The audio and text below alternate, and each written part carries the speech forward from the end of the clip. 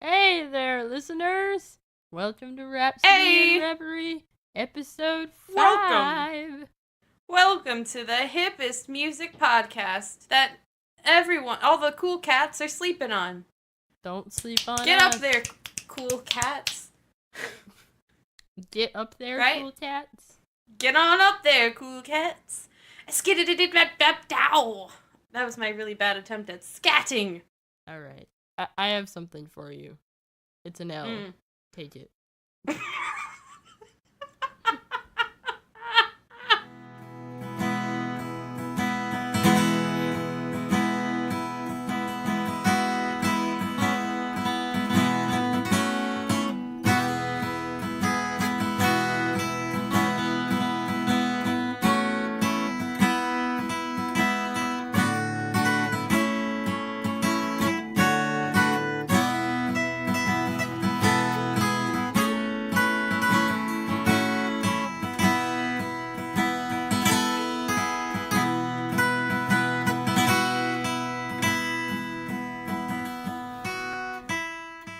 Who are we talking about today? Today, we're talking about bad sons.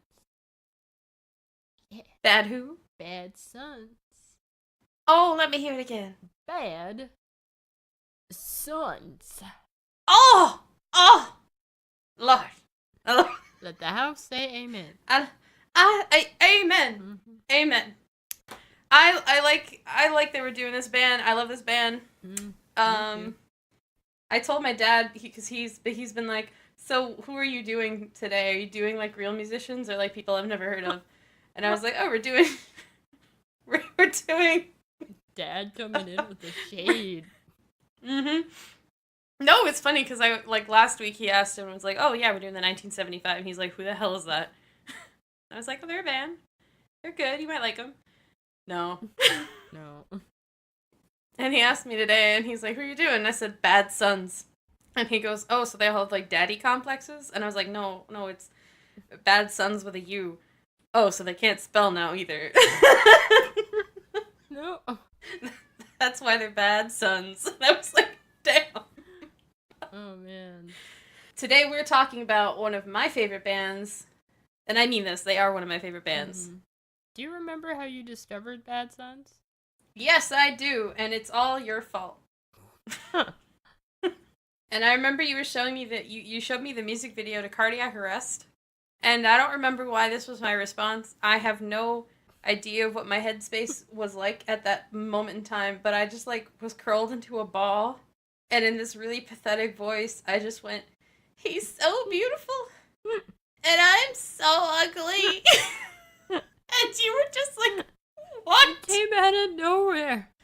And the way you said it was just like so over the top. He's so beautiful, and I'm so Like, look, ugly. he is a very good looking man, don't get me wrong, but it's just He is. like, it wasn't that serious. No, everything wasn't. I don't remember what time of the day it was. Maybe this was late at night and everything was I crazy. think it was nighttime. It was one of those nights where I was over at your house or something. And Yeah. It was a sleepover night, and you know how stuff happens on sleepovers when you're like exhausted and yeah. things just come out of your mouth, and it's like, well, that's going into the file for friend jokes and no one else will ever understand. Yeah. Except for all of you who've tuned in to listen to this you're episode. now in on the joke. Congrats. It's not that funny. No. I mean, yeah, it's like it's not funny when you just like say it, but Yeah. in the moment it was hilarious. How did you discover them? I was thinking about it, and I'm not sure I 100% know how I discovered them, but I know it was the beginning of summer 2014. I either discovered them just on my own or through work.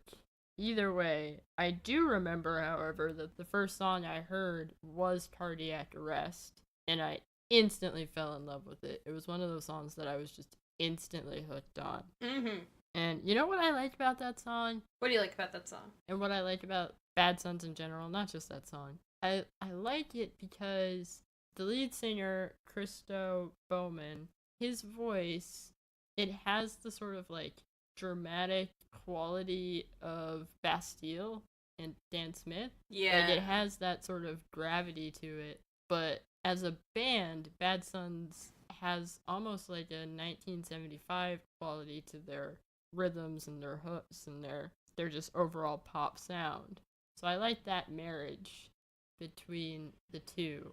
And I just loved Christo Bowman's voice, the character in it. It's got this really nice sort of bass quality to it. And the way he just sort of projects is really, really fun. Singing along to Bad Sons is just so fun. It really is. Because you can really get into it. Yes. To me, it's like singing along to old, like, 70s classic rock songs in the car. Yeah. It's a very similar experience, which is funny because I know they're influenced by bands like The Cure, Elvis Costello, The Clash, like stuff like that, and like you can tell. And it's perfect that Christo Bowman has that kind of voice too. So good for him for knowing his sound and his strengths. Yeah, like you can really hear the Elvis Costello influence, I think. It's funny, I didn't really listen to Elvis Costello that much until my dad ended up actually giving me a vinyl copy of Goodbye Cruel Worlds, which is Elvis Costello and the Attractions. Really and I sat down and listened to it, and I was like, oh, I love this. I couldn't quite pinpoint why I loved it so much, and then I was listening to Bad Sons today and doing prep for this episode. I was like, that's why I like it so much, because it reminds me of Bad Sons, and it's because Bad Sons is influenced by Elvis Costello. So I loved finding that connection. Yeah. It's really cool. I want to say one of my favorite things about this band is their use of bass. Yeah. Their use of bass guitar. It's so good. They really like that deep thrumming sound. Like, they have an excellent drummer. Yeah. Honestly, Miles Morris is a very good drummer. Everyone in the band is great, okay? But I just really wanted to shout out how well they use a bass in their music, because there's something very interesting about the strumming of the bass. They use it almost for keeping time more than the drums, which is funny because that was an old trick they used to do in like 50s and 60s rock and roll, where they didn't use drums, they used things like upright basses and stuff like that. But they're just so... I like the undercurrent that they have in all of their songs, thanks to their bass. So thank you, Gavin Bennett. Thank you. And since he's the only person we haven't shouted out yet, Ray Libby's an excellent guitarist as well. You can't beat the guitar riffs on their songs. They're just so fun. They're excellent. They're very playful. Yeah. There's a sort of coyness to Bad Sons and all of their songs. We'll get to the rest of the albums, but I think we should talk about their latest single that came out in 2017, October 6th. Once again, I slept on that. Me too. I literally just heard it the other day. Spotify fell down on the job, because Spotify is usually the first thing that alerts me to, oh, your favorite artist has put out a new piece of music. Yeah. And they didn't tell me. Yeah, I don't know what happened there.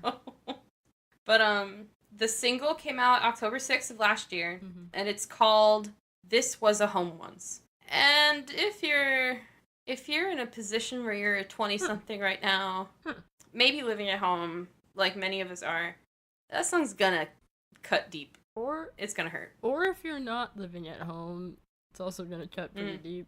Basically, if you're a 20-something, this song's gonna cut deep. It really does a good job of emphasizing having been away and then coming back home, and where you expect to find everything where you left it, nothing is what it was. Yeah. So you're just left with this very haunting feeling of this used to be home. And that is an awful feeling that this song does a very good job of playing with very serious, dark sentiment with a sort of, I don't want to say an upbeat tone, because it's not an upbeat song, but it's also, it does that really great thing that like a lot of 70s bands do, where they play with the sound of what depression could be. It's a very groovy track. Yeah, it's teetering on the edge of sadness. It's got a very sad undertone. But at the same time, it's very singable. It's very much a bop. Yeah. It's funny, when I listened to it for the first time, like, it started, and you hear that, you hear the, like, instrumentation, and the beat kicks in, and I was like, alright, I'm ready to groove, and then I was started listening to the lyrics, and I progressively started moving less and less, and then I just sat there. All right, I'm ready to cry. Yeah, I actually, I was literally on the verge of, like, starting to tear up and cry. Because it just, lyrically, it really, really cuts deep into you if you're a 20-something, and family life, home life's just not the way it used to be. I feel like that sentiment, I don't want to limit this, now that I think about it, to 20-somethings, because I feel like at any age you can, it's the feeling of coming home again, except it's not home. Yeah. Like, I'm sure when people of our parents' age, you know, in their 40s and their 50s, come home to visit their homes, maybe their original childhood home isn't there, and you think to yourself, wow, where did all the time go? Like, nothing is what it was. And it's a depressing song, and that's all I want to say. Curse you for making me sob. Yeah, it's really sad. And you're right, it's a universal sort of feeling, this idea of just things aren't the same. But it's a bop, so it is a bop. I will listen to it. It is definitely a lot. It sucked too, because, like, I listened to it the other day. A couple days before that, I had gotten into this really bad argument with my mom. So I was already in the mood of just, like, everything's all messed up and weird. And then to hear this song, it was just like, you're really gonna come for me today, aren't you? Bad sons. Like, you're really calling me out here. In the best way possible. It was a beautiful kind of pain. Yeah, it was good. I really hope that the new single implies a new album. Me too. I hope so. Because I really, really, really like their music as a whole. So to know that there could be a promise of more on the way would be great. Obviously, if they're not feeling that right now and all they wanted to do is put out a couple singles, I totally get it. Give me more. I get it. Please. It's fine, I get it. Let's blend our discussion of Transpose, which is their first EP, and Language and Perspective, which was the first album. I do want to just shout out that 20 Years, it's a really great song, and it was a really sort of poignant song for me for a while, just because, again, it sort of speaks to the same idea that This Was a Home Once does. Just the idea of, this one's a bit more specific to 20-somethings, but just this idea of just, you wake up, look around one day, and the life you knew was destroyed, and there's this new life in front of you. It's this death and rebirth of life that you're just dealing with on the day-to-day basis. And the main line in that song is just, she looked around, how did I get here? 20 years seem to move so fast. It's just this universal sentiment that everybody goes through in life, and it's painful and beautiful all at the same time. And I think that sentiment is beautifully echoed in This Was a Home Once, because they have that one lyric that hit me in the face, which was, as one chapter ends and another begins, now my life revolves around cliches I hated as a kid. And it's like, oh no. That one, yeah. I woke up and my life is this way. Oh god. So I mean, it's very much a band where if you're in the middle of your life's journey, or you're trying to get just started and you're confused, they're a really good band to listen to. Yeah, definitely. Because I feel like a lot of the scrambled thoughts in your own head, or the lot of unfiltered emotions that you're trying to process still, they have already captured. Yeah. So go listen to them. Yes, seriously.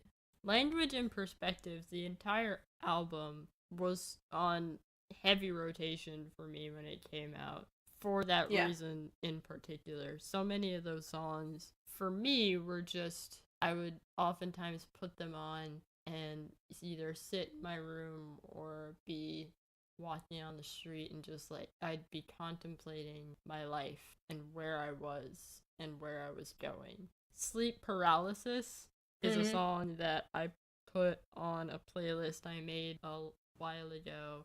The playlist is called Losing/Keeping My Religion, and it was a playlist I made when I was having a particularly bad headspace time. And I was feeling very disillusioned with my life, and a lot of just ideas that I had once held as truth seemed to be fading out of existence for me. It was just a lot of questions that I had in my life were just sort of battling out in my head. Anyway, and so that song really sort of summed up that feeling for me. I love that song, as sort of scary and unsettling as it is. I love that song because it just captures that feeling so brilliantly of just feeling so afraid and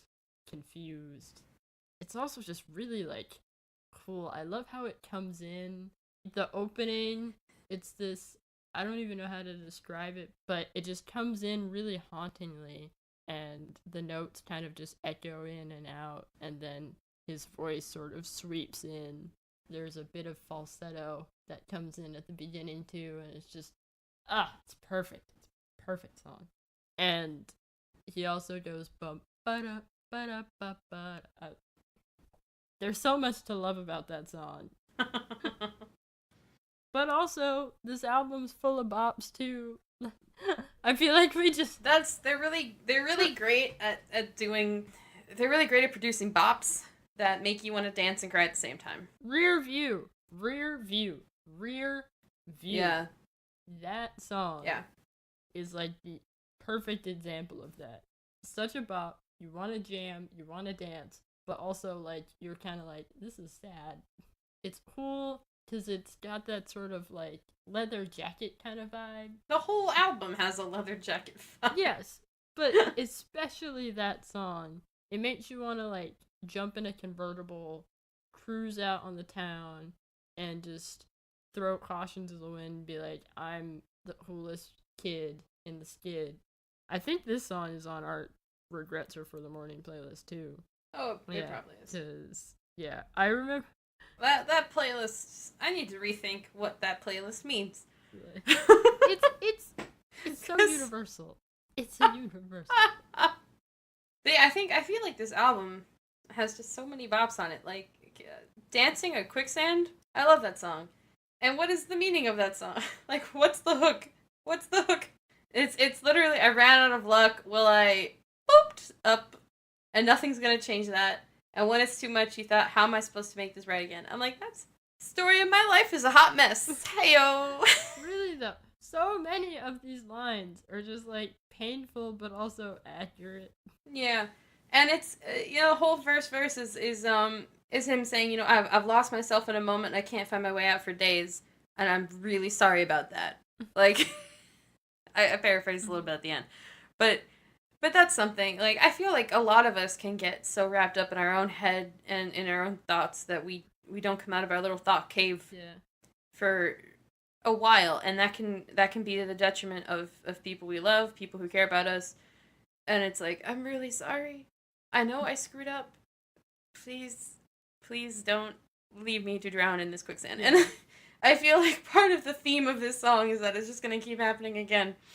So you're trying to dance on quicksand. You're trying to stay afloat of this thing that's obviously not solid ground. Like you're gonna be sucked in. You're gonna you're gonna pay for the consequences of being trapped in your head, possibly forever. Is the quicksand his headspace? We don't know. It could be. It could be. Who knows? I don't know. But it's a bop. It's a bop. I dance to that. Existential dread. This episode should be existential dread and boogie nights. Yeah. And Salt's another one. Salt's a great song. Great. I didn't know this until you told me, but apparently it's about his friend who's struggling with gender identity, which makes sense now that I look at the lyrics. It's loosely based on a friend dealing with that, and I love that song because it starts with that origin story, but that song itself then takes on a much larger form in the sense that it transcends that original origin to be applicable to anybody struggling with any form of just question of identity. because when I listen to that song, I look in the mirror and I'm just thinking about my own self and how I feel about who I am as a person. And if I feel like my own identity is accurate to the person that I feel that I am, it kind of goes back to what we were talking about in our last episode about the 1975, this idea that you are perceived one way versus the person that you actually are inside, and the juxtaposition of those two individuals, so to speak. That question of identity, I think, is very well posed in Salt. I love Christo Bowman's ability to take one very unique and specific situation and example with his friend and reconstruct it in a way that is so accessible. For sure. I mean, I always, when I first listened to the song, I was like, this speaks to somebody who can wake up and look in the mirror and go, I don't recognize myself anymore. I don't know why. I don't know if it's just I've outgrown my prior self and I don't like it, or I've taken all those societal pressures and put them on me, and now I don't know who my organic personage is anymore. But I like to me that's what I tapped into. So I think you're right. It's written in a way that it transcends the original. Like, it's very meaningful in its original context, but it also has transcended that and become everyone who's ever woken up and gone, who is this person? Everybody wants to just scream and run away and do whatever. But by God, you'll do it tap dancing. So the question is, what is your favorite song? If you had to pick 2 or 3, what would your favorite songs be on this album? You know, I actually think I can say this rather confidently. Crap. Never mind. I can say this confidently. Oh no. Oh no. Oh no, baby, what is you doing? I can definitely say that Cardiac Arrest is definitely in there as being one of my favorites. Not only because it was the first song I heard, it's just so good. I love his voice on that song. The hook is insanely catchy. It is the ultimate definition of an earworm. I love what his voice does when he says cardiac arrest. It's so fun to just imitate him singing that song. Just try and, like, match his sort of rhythm and cadence. It's so fun. I don't think anyone can perfectly match you his can't, rhythm but and it's cadence. Just so fun to try. It's so good. Like, you're right. His voice does do amazing things. I will be in the mirror sometimes singing that song and just, like, really getting into it. It's so good. Another one that's definitely a favorite is Rear View. Again, that's another song that I sing in the mirror. The last one that I will say as a favorite is Sleep Paralysis, because it was a song that definitely held my hand through a very weird time in my life and was there to just be like, it's okay. I understand. And that's what Bad Sons is for me at the end of the day. I think all their music, all their songs, there's this sort of feeling of just like, it's okay. I understand what you're going through right now. Now dance it out. Now dance. Yeah. Now dance. Dance. I will. Okay. Okay. You. Favorite songs. Favorite songs. Okay. Cardiac Arrest, because it was the first song I heard from them. Yes. Other favorite one is gonna have to be Transpose. Oh, yeah. That's Mostly because of Christo Bowman's lyricism. And Transpose has grown on me the longer I've been listening to them. Mostly because at this stage in my life, I can really relate to what he's trying to say in this song. Mm-hmm. The speaker of the song, the singer. Well, no. Let's treat this as a poem for a minute. This is the English major in me coming out. The speaker in the poem. Because it's not necessarily the author's point of view. It's Look at but me anyway, with my English degree. God. But no, if you look at what the song is actually saying, where it's a newfound sort of sleeplessness, a newfound sort of anxiety. It's like the little monster at the back of your head going, "You're deluded. You're not as talented as you think you are. You've been wasting your life doing what you're trying to do." Throughout the song, it's like the chorus, "It's hard to justify what you can do. I'm so sick and tired of falling through, and it's true. Maybe I've been wasting my time all this time." It's a very poignant chorus, because yeah, I feel like a lot of people hit that point where it's like, yeah, maybe this thing that I love and that I've been trying so hard to do that I keep failing at for some reason, maybe I'm failing for a reason. And it is so frustrating as somebody who is creative and who wants to do things that are unusual and who gets told, maybe you should have a plan B, or maybe you should stop doing what you're doing. It starts to eat away at you. And I think that's the essence of this song. It's like, what happens to a person when they do start to get eaten away at? Yeah. Because sometimes persistence, Christo Bowman actually said, persistence to no avail can drive you mad at times. Because like when he's talking about this song. So yeah, it can. And I think that's the mindset of the song, and that's why I really love it. And of course, it's a bop. So. It's also a bop.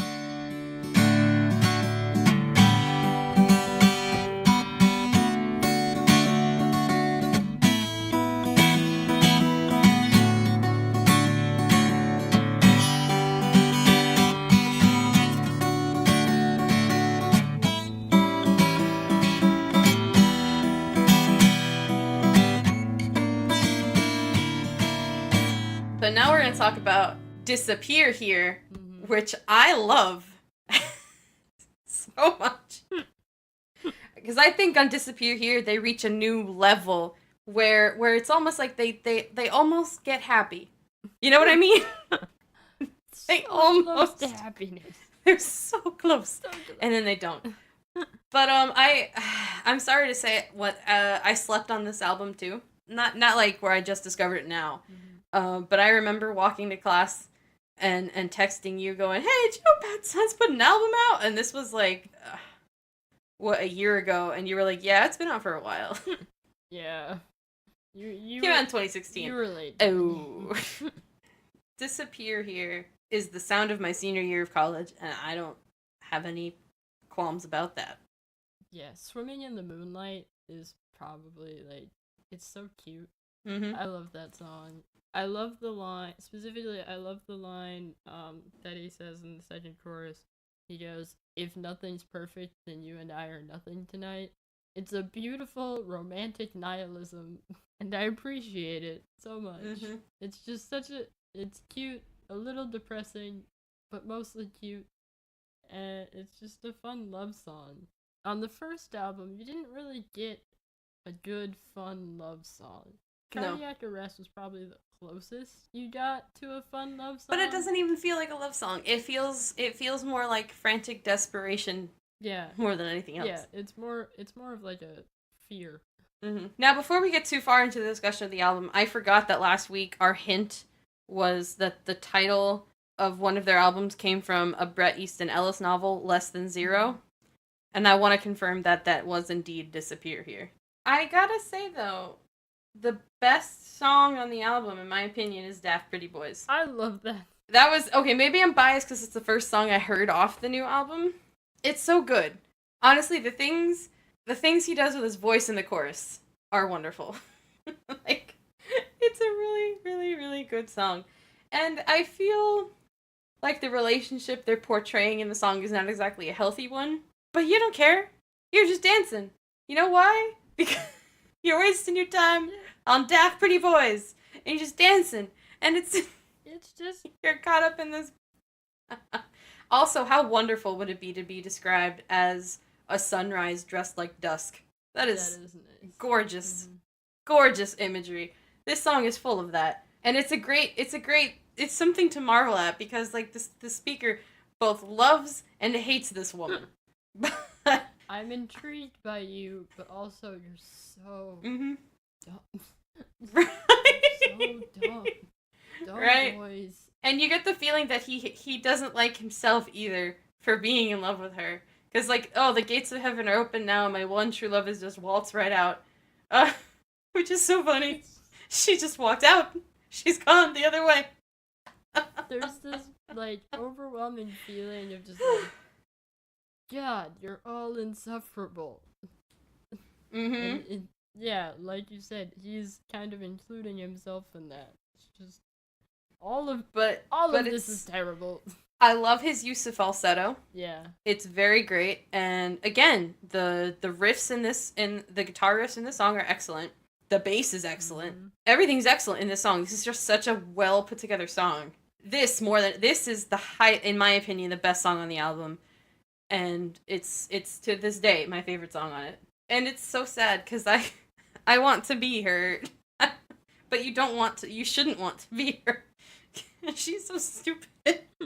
You don't be that girl. Don't be that girl. Don't be that girl. But then again, I'll get a song written about you, so. There are better ways to get songs written about you. Very true.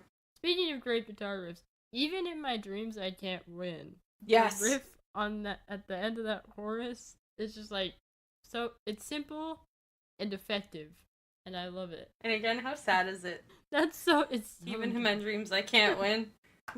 God. It's just like, dang, dude.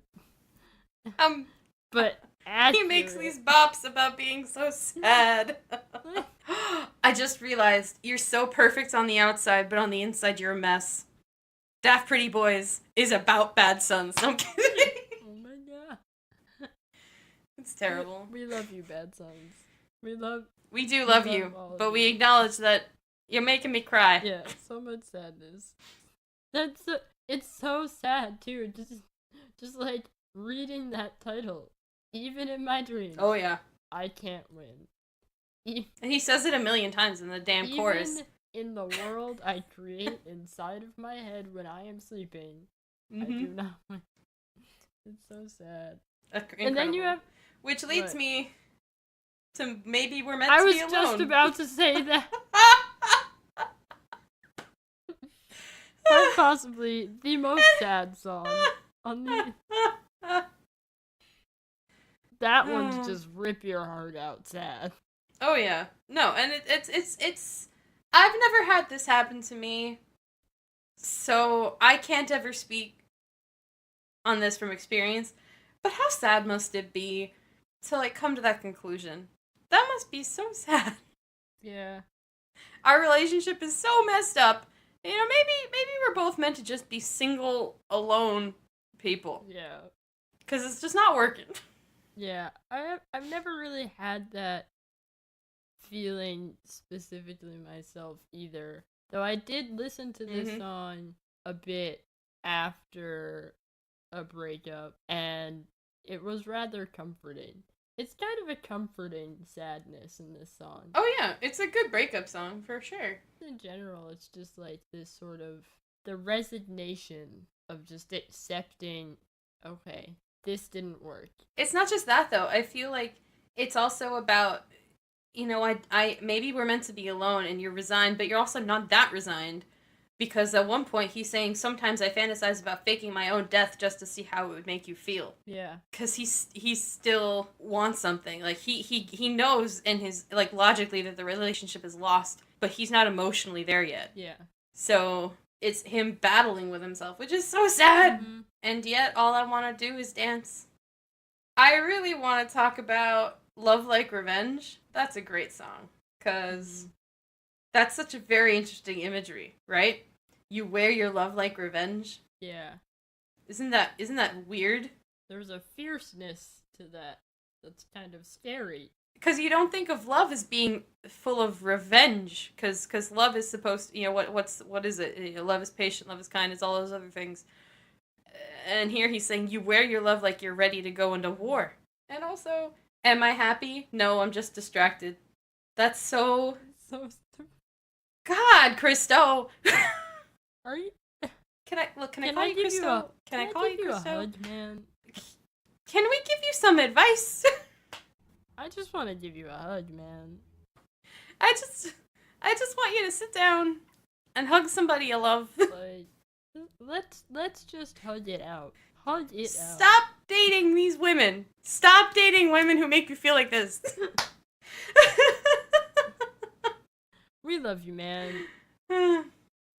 And like this, the relationship portrayed in the song is again not a healthy one. He seems to do that very well, where, where it's just a bunch of songs that are not healthy at all. But again, it's like, oh, I enter this relationship. We're kind of happy, but we know at the same time this is gonna end terribly. Trust me, we can put the past behind us. Meet me at the place where love once found us. But no, like, oh. So I'm gonna come out and say my favorite songs off the album. I'm limiting myself to 3. Daft Pretty Boys is number 1. Just is.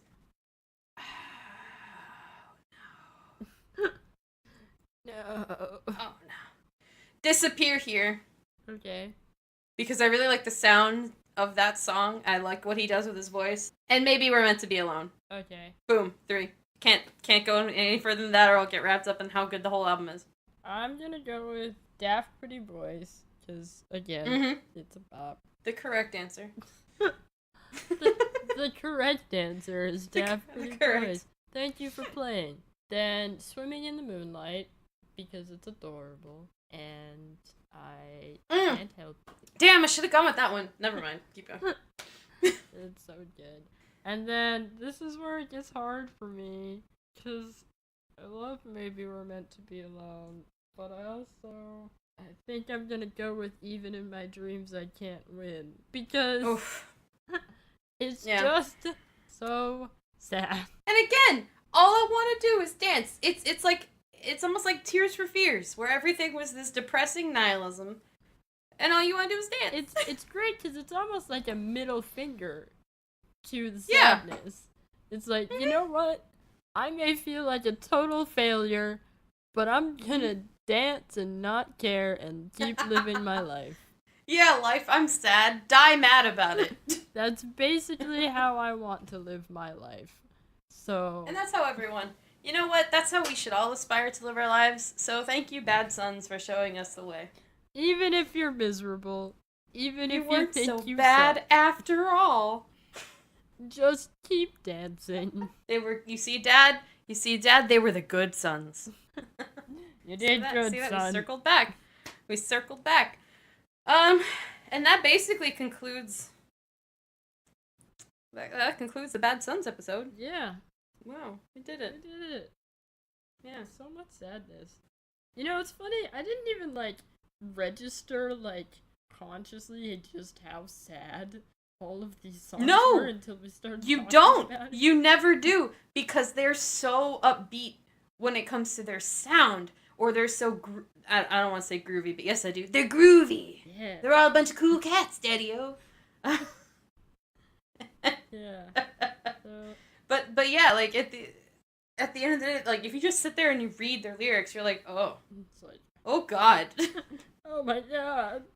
All of them, especially Christo Bowman, since he's the predominant songwriter, needs a hug. Yeah, seriously. But that's basically it. Yeah, that's all we have to say about that. You got Depression in album 1, and then Depression 2, Electric Boogaloo in album 2. Okay. Alright. Okay. So, next week's episode, you're gonna give us a hint? Yes, next week's episode is about one of our favorite bands. Mm-hmm. The hint is one of the songs on their first album is about the rhyme of the Ancient Mariner. I have no idea what the answer is. Should I give a different one? No, that's fine. I mean... Because we can do another one. This band's easy to give hints with because they're so literary. Mm-hmm. They're very literary, so it's easy. Oh, here we go. One of their songs is named after a central character in the show Twin Peaks. I don't watch that show, so I still don't know the answer. I know who the band is, but I don't know the answers as far as the songs. Alright, but that's the hint. If you tune in, or if you come in, if you check out our Twitter on Wednesday, I will put out more hints. Yeah. And you can guess. And if you win, DM us and we'll think of something to do. We'll shout you out and we'll think of something. So thanks for listening. Please, please, please, please follow us on Facebook, on Twitter, subscribe to us on whatever your favorite podcast platform you like to listen to most, be it iTunes, Google Play, Stitcher, Podbean, or just downloading it or streaming it directly from our website, rhapsodyinreverie.com.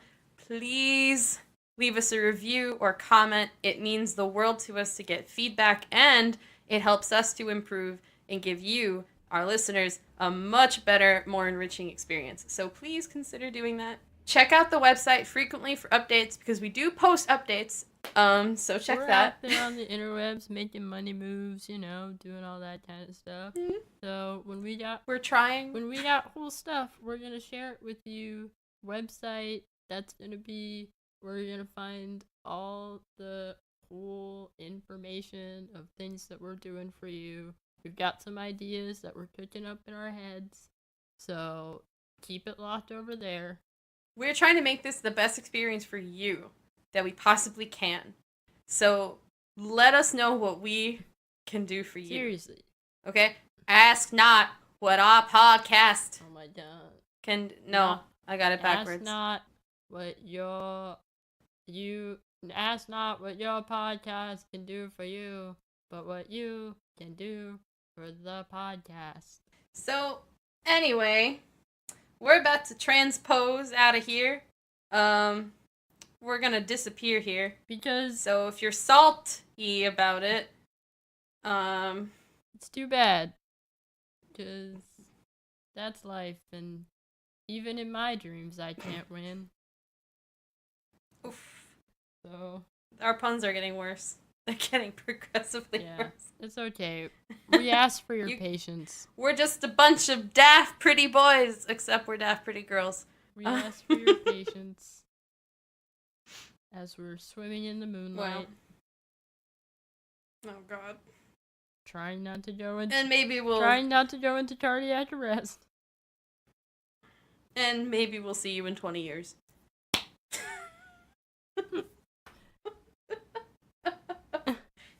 So bad. So bad. It just devolves. Alright.